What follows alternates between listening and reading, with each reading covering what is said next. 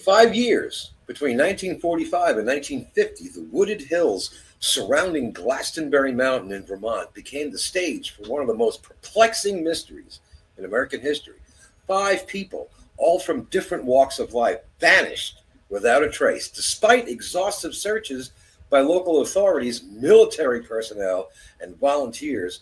No definitive clues ever surfaced, except for one case in which a body was recovered under bizarre circumstances.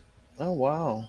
And this has turned into like a big, like local thing. And I was reading some of the newspaper articles from back at the time, and they were calling it the Lost Horizon. I don't know what that means, but apparently it was some kind of term back then. And huge arguments going on in the editorials. Was this supernatural? Was it something else?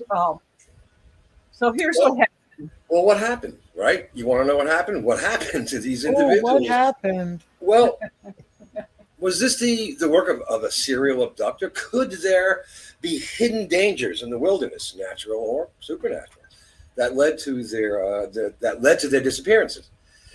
Or was something even stranger at play, an unknown force beyond our comprehension?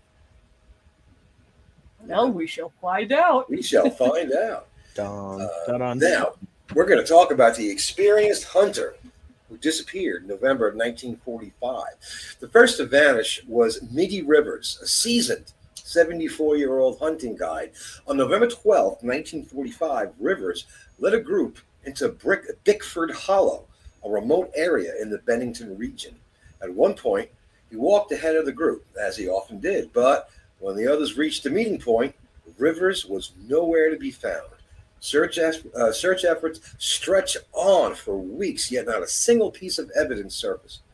An experienced outdoorsman like Rivers wouldn't have simply gotten lost. So where did he go?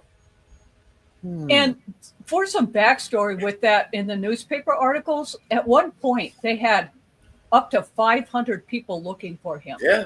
Because apparently the son had seen him. He was like standing by his pickup truck or something.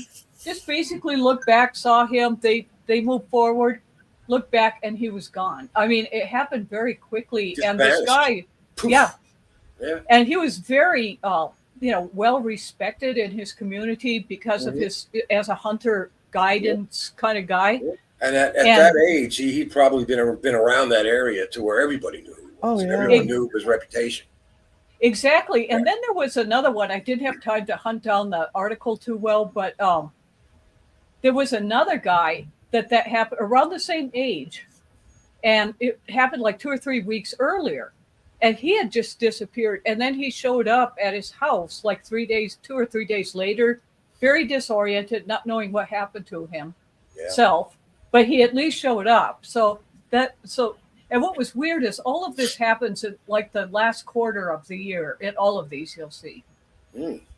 Well, we could talk about the college student who walked literally into oblivion back in December of 1946. A year after Rivers, Paula Weldon, an 18-year-old Bennington college student, set out for a casual hike on what is known as the Long Trail on December 1st. And that's, again, in 1946. She was last seen by a passing driver who gave her directions. That was the last confirmed sighting of her.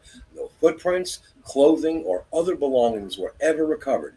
Weldon's disappearance triggered one of the largest search efforts in Vermont's history, leading to the eventual creation of the Vermont State Police. But despite national attention, no trace of Paula was ever found. Damn. Yeah. And this is wild. Oh, it's very disturbing, and in some of the articles, like one guy that read, I think he was like, had a gas station or something. He thought he saw her going down this area where there was a gravel pit, but then, they actually had like bulldozers and everything out there. They couldn't find her in this gravel pit. It was a very, very, these newspaper articles, they're so fuzzy, but apparently she was a very beautiful woman and very well loved. Wow. Yeah, that's a shame. But even stranger is the man who vanished from a moving bus. Wow. Just a couple of years later, in December of 1949, James Tedford, a 78-year-old, again, an older person, a 78-year-old war veteran, boarded a Bennington-bound bus in St. Albans, Vermont. This is on December 1st in 1949. Fellow passengers reported seeing him in a seat during the trip, but when the bus arrived at its destination, Tedford was missing. His luggage and personal belongings were still on the bus, untouched. How could an elderly man simply disappear mid-ride without anyone noticing? That one is very weird. It is. You could almost, in your mind, make up, your mind will make things up, about the other ones. Obviously, people are going to say, well, maybe she fell off a cliff or maybe she was eaten by bears, but a moving bus, that's like a couple of levels up. Exactly. Yeah. I don't know what I only took a Greyhound one time. You're lucky. And yeah, it wasn't very fun, but it did have a bathroom in the back. But as I remember, there were no doors that would lead out of the bathroom, and it wasn't like a big window. But I don't know what it was like in 1949. But I would think that the police, if there was a way to get out as the bus is driving, they would have known. Or if he opened a window somehow, you'd think all the other passengers, especially in December, it's cold. You don't feel the cold air coming in. And there on those buses, I can't really say for sure about the ones from the 40s, but I can go back to the 60s. Those Greyhound buses, they're not quite the double decker, had that little thing on top. They're 2 access panels, one right behind the yellow line that you're not supposed to stand in front of, and one towards the back. And if you open those panels up, you have access to the underside of the bus. However, you can't just reach down like a trapdoor and pick them up. They have to be unscrewed. So you'd have to get down there with the screwdriver, take 6 screws out, and then you got this massive panel. So no, he didn't drop off the bottom of the bus. And like you said, Deb, if he had jumped out a window or something, then obviously, someone would have seen it. And the other thing about him too, in the backstories, is that he was real frail. Very, very thin. He was like maybe 5 feet, 5'6", but he only weighed like 111 pounds. Oh, yeah. So he wasn't even all that healthy. So to be that frail and to try to open something and jump out, it was a very, very weird one. Yeah, no, someone like that age and that physical stature is not going to pick up a 60-pound metal panel from the floor of a bus. Yep. Just not happening. But speaking of people who disappeared, a year later, tragedy struck again. An 8-year-old boy named Paul Jepson vanished on October 12th in the year 1950. He had been sitting in his family's truck while his mother briefly stepped away to attend to some livestock. When she returned, he was gone. A search dog picked up his scent, but it ended abruptly at a nearby highway, leading to speculation that he may have been abducted. But by who and why? Yeah, that one I can see an abduction.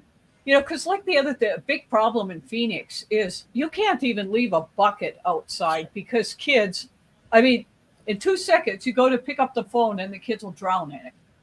Their little ones will do that. Yeah. And so, I can see him getting out, but you're in a rural, remote area. It's like, it could have been an abduction, but still. Well, in a case like that, if he got distracted by anything and walked towards the highway, he might have been picked up by a passing pedophile or something. But it is very strange, though, to have just this kid disappear. Ending abruptly at a highway, well, yeah, that I would probably come to that conclusion, if I were. Yeah, I would. But can you imagine being the mother, though, and his dad, too, but how you feel? Oh, my God, that's just awful. Yeah, yeah. And the 18-year-old, too. It's just when you never know what happened to them. Yeah,